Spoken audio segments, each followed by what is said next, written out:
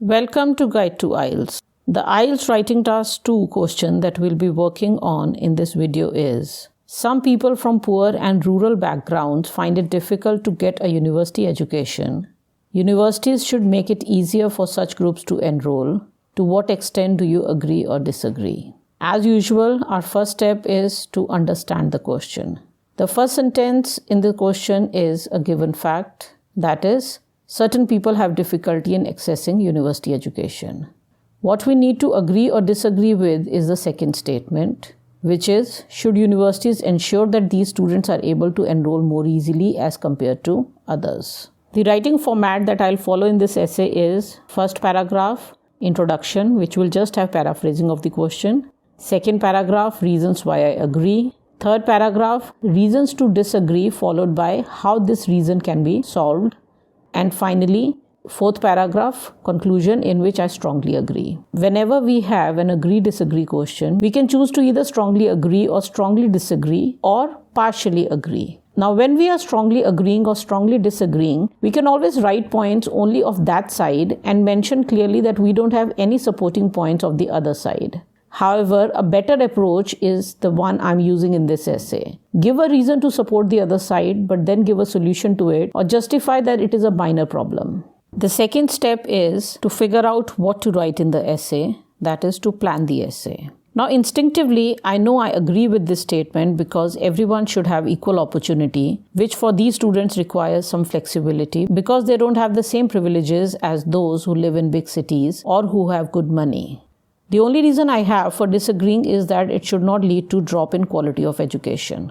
However, whatever I may feel instinctively, I have to pen down my planning of the essay and decide whether I agree or disagree depending on what my points are.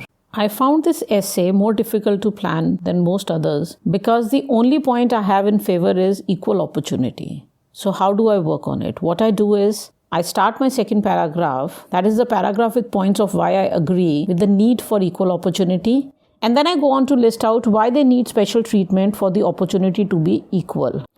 First point I'll make is that they lack knowledge of opportunities. Second, they don't have guidance of how to apply. I'll give an example of filling up university forms or even settling into the new environment, which could be difficult for such students.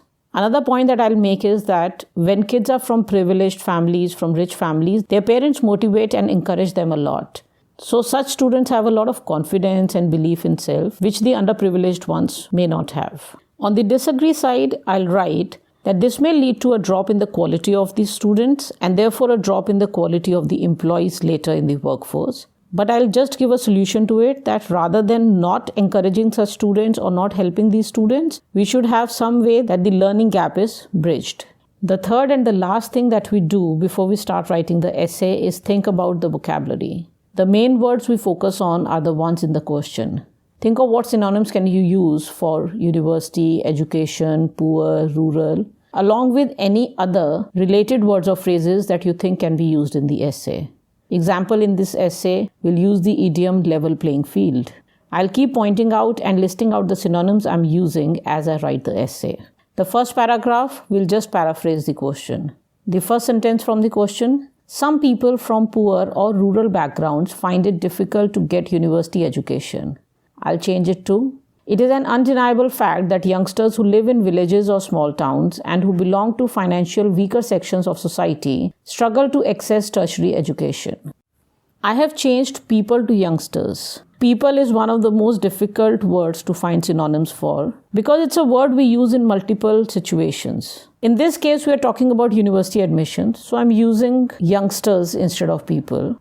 For poor, I've written those who belong to financially weaker sections of the society.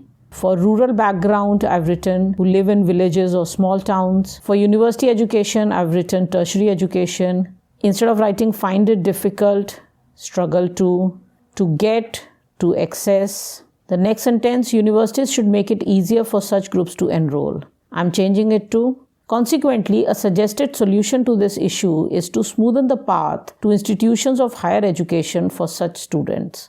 In this, I've introduced the word students because obviously if they are seeking admission, they are students. Make it easier, smoothen the path, universities, institutions of higher education. Now I'll start the second paragraph. The first sentence of the second paragraph is the topic sentence. The topic sentence introduces the paragraph, that is, tells whether the paragraph has points in favor or against. So my topic sentence in this case is, there is many a reason to assent to this solution. Instead of agree, I've used the word assent. The first sentence I'm making now is about need of equal opportunity. It goes without saying that equal opportunity for each one is imperative, which is only possible if everyone has a fair and equal chance of succeeding. Another word we can use to replace people sometimes is each one or everyone. So instead of saying that people have equal opportunity or students have equal opportunity, I've written equal opportunity for each one. I could also have written equal opportunity for everyone or equal opportunity for one and all. I've also used the word chance to replace opportunity later in the sentence. The next sentence, however, due to social and financial inequalities, many are at a disadvantage. Again, I have avoided the use of the word people and just written many. I could have written many people also. Also, instead of writing people who belong to rural background or poor people, I've used the phrase social and financial inequalities. Now I'll start listing out why these people are at a disadvantage. The first one is about lack of knowledge of opportunities and lack of guidance. So I'll write it using the conjunction not only but also. Not only do they usually lack knowledge of opportunities, but there is also dearth of guidance of how to apply to premium institutes. Now a tip to add variety of vocabulary to your answer. If you don't know too many synonyms, try to write opposite of what you're given and make a point using it. For example, in this case, instead of saying that students from rural background or those who don't have proper guidance find it difficult to seek admission, I would write that those with the right background find it easier comparatively. And instead of easy, I'll use the idiom child's play. For someone with the right educational background, guidance, and exposure, it may be child's play to fill in university admission forms and settle into the new environment on the college campus. In contrast, for those who are not privileged, these could be Herculean tasks. Instead of saying that it is very difficult for them, I'm using the idiom Herculean tasks. The last point about certain parents motivating and encouraging their kids. Additionally, kids from privileged families have their parents motivating and encouraging them. This gives them added advantages of confidence and self-belief. Now I'll start the third paragraph. Conversely, there are certain apprehensions against relaxations in eligibility criteria for certain prospective students. So instead of saying that we are making admissions easy for them, we're using the words eligibility criteria. So those who are seeking admission are prospective students. It is rightly argued that this flexibility may lower the quality of learners, which would finally result in substandard workforce. Low quality, and then another word for it, substandard. Now I'll give a solution to this. However, rather than accepting this viewpoint, the need of the hour is to face this challenge. Therefore, universities can have intensive courses for such students in the first semester to bridge the learning gap. The need of the hour is an idiom which means the most recent need or the most immediate need. Bridge the gap means to reduce the differences that separates two things or groups. On to the conclusion now. Finally, I strongly support the cause of providing a level playing field for one and all. Instead of saying I strongly agree, I've written I strongly support the cause of.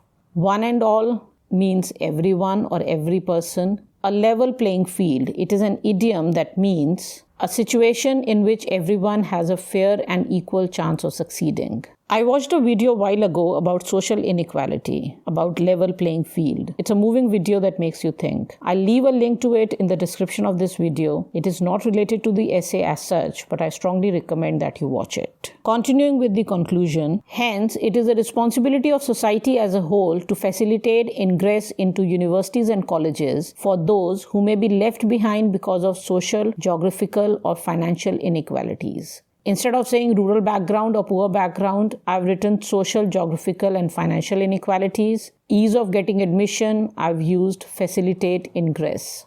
On your screen now are some of the synonyms that we have used in this essay. You can read this essay and more on our website guide2ielts.com. The direct link to this particular essay is in the description of the video. If you found this video useful, do like, share, and subscribe. Leave a comment. It makes a difference. Bye for now from Guide to IELTS. All the very best.